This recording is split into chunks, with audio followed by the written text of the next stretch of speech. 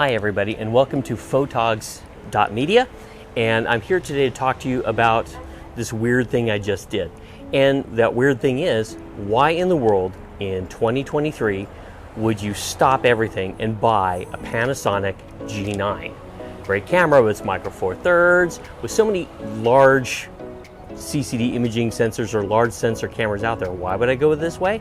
Well, stick around and you're going to find out why. Now, I'm someone who uses full-frame Sony cameras, and that's my main rig. But you know what? There's sometimes I just don't want to lug around all that gear, and this makes for a really lightweight, really easy to bring with me kind of, camera. More of a fun camera. And to me, fun is lightweight, small, and still be able to print large photos if I capture something really special. So, for example, for here, on this mural here, I can come in really close, I can shoot it like f11, f10, and I get great detail. And because even though this is a 20 megapixel sensor, that's still more than enough to capture quality images. And in fact, I'll show you some examples of what I shot on this so you can kind of see for yourself and see what you think. One of the things I really love about the Panasonic G9, that even though it is a micro four thirds sensor, it still is a serious performer. When this camera came out originally, I think it was 2015, 2016, don't quote me on that, I'll put the actual date here on the screen. But when this came out, it was kind of a model in between their top of the line flagship video camera. This was designed to be their top of the line flagship stills camera. And it still is a serious performer to this very day. The stills coming out of this camera are clean and very, very sharp, especially because of the removal of the low pass sensor.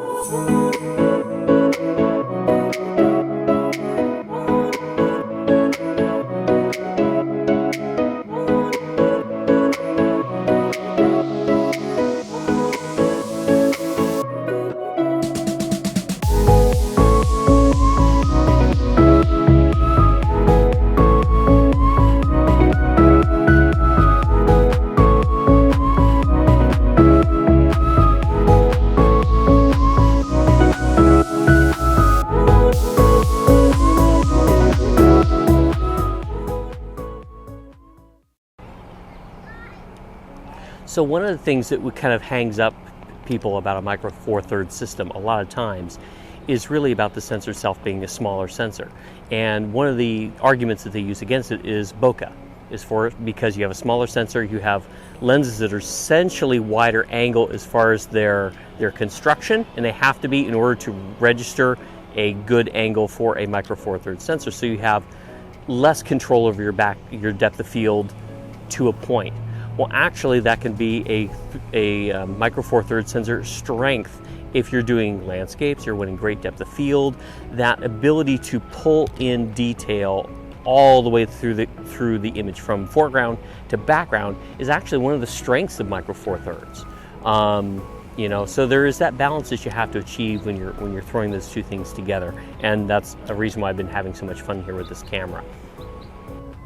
Okay, well, the good thing is with this camera being a micro four thirds, even though this is a bigger camera physically than a lot of micro four thirds, like for example a Lumix G7, the nice thing about it is the fact that it makes the lenses smaller, it makes all the accessories you carry smaller, so that makes a big difference in your day carry bag. For example, right here, this is the bag that I've got pretty much everything I need.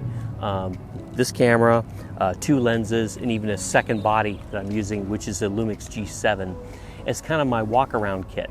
Very lightweight, very easy to bring with me and work with, but not a lot of stuff to lag around. So anyway, that's why I've been really enjoying using this camera.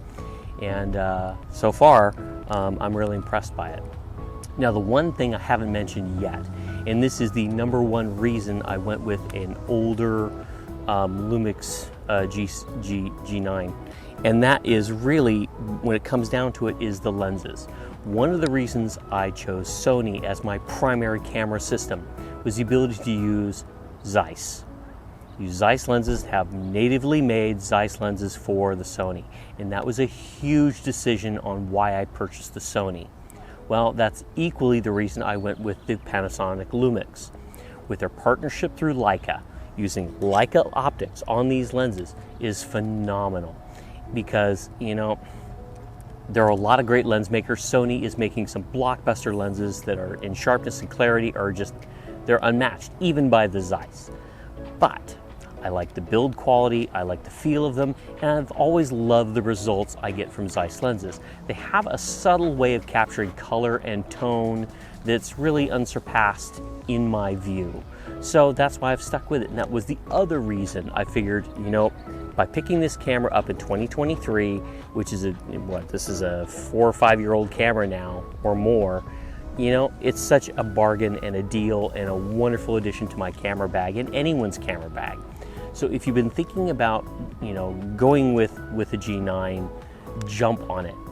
The camera bodies are going, I've seen them anywhere from eBay from anywhere around, you know, $500 to $600, all up to the ones in really nice shape for about $1,100. But you can easily pick up a good camera and a good combination, have a great secondary kit or even a main kit for your camera bag. So anyway, I hope this helps.